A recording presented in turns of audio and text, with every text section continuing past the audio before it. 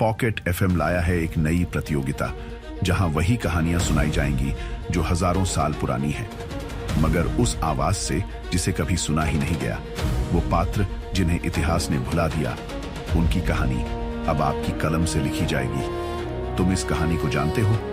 रामायण, महाभारत, वो युद्ध, वो श्राप, वो विजय गाथाएं जो हजारों साल से कही जा रही है, लेकिन तुमने कभी उसकी जुबान से नहीं सुना।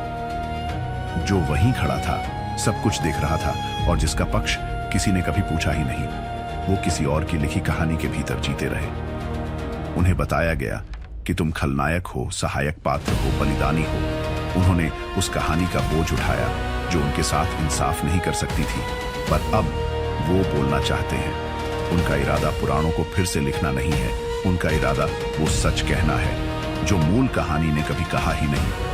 कर्ण की आखिरी रात का सच, उस युद्ध से पहले जिसमें उसे पता था वो जीतेगा नहीं। मंदोदरी की आंखों का सच, जब लंका जल रही थी और उसे याद आ रहा था कि उसने रावण को 100 बार समझाया था। इस कहानी का विरोधी खलनायक नहीं है। यह विरोधी इसीलिए खुद को सही मानता है क्योंकि देवता उसके साथ है, शास्त्र उसके साथ है, ब्रह्मांडीय व्यवस्था उसके साथ है।